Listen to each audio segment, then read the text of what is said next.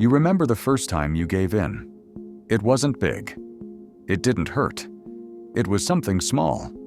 You said yes when you wanted to say no.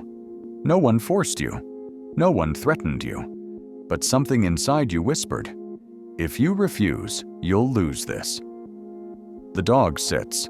No one told him to. Authority isn't earned. It's assigned. You looked at someone and decided, this person matters more than I do. They didn't say it. You felt it. And feeling is faster than thinking. The dog waits. The door is open. He doesn't walk through. The first concession was invisible. Maybe you agreed to something that didn't make sense. Maybe you laughed at a joke that wasn't funny. Small, trivial, safe.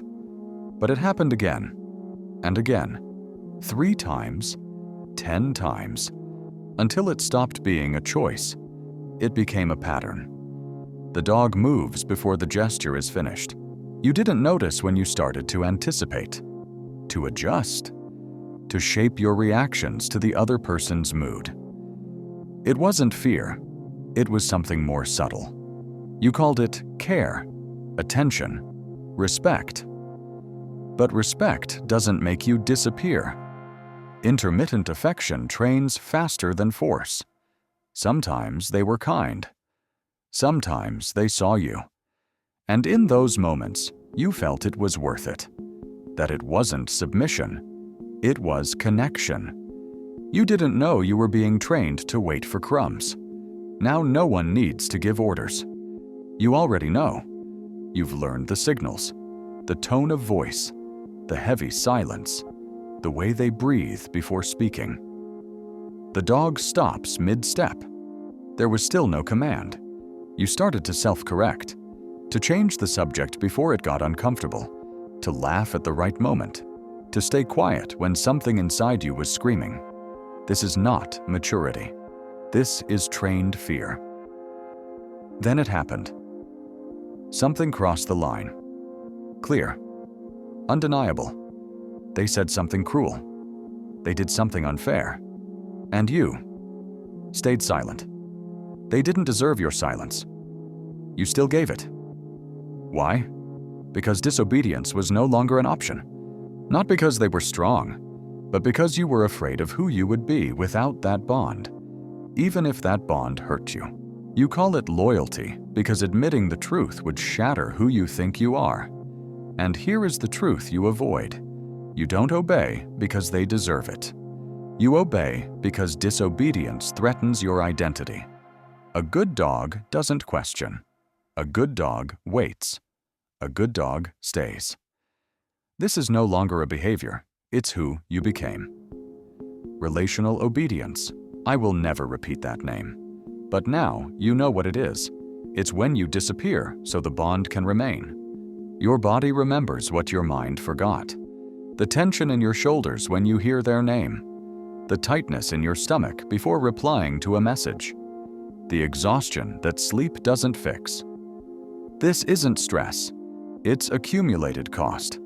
Every time you silenced yourself, your body stored it.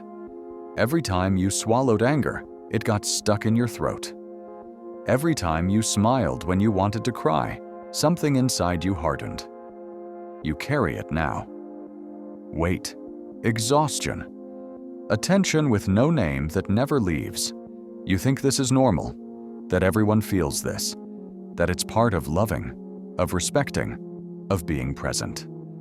But a good dog doesn't question why he's tired. He just keeps obeying.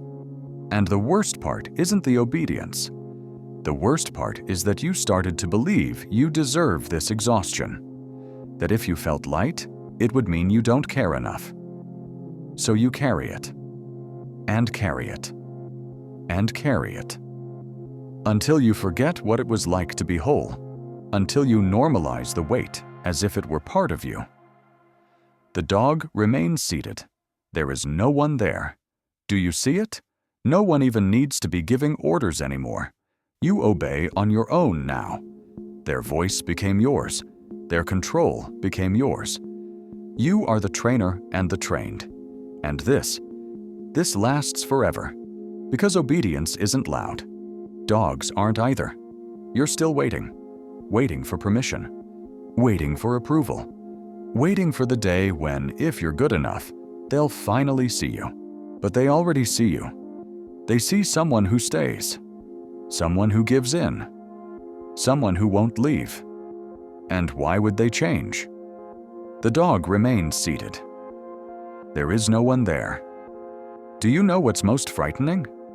It's not that they controlled you. It's that now you control yourself. No one needs to say anything anymore. You already know what to do, what to feel, what to silence. You became your own executioner, and you call it loyalty, love, commitment. But deep down, in some quiet place you avoid looking at, you know, this is not loyalty. It's conditioning. And it continues, even when the door is open, even when there's no leash, even when there's no one holding you. You stay, because leaving would mean looking at everything you accepted, everything you allowed, everything you became. And that hurts more than staying. So you keep sitting, keep waiting, keep obeying. Silence. If no one is forcing you, why are you still obeying?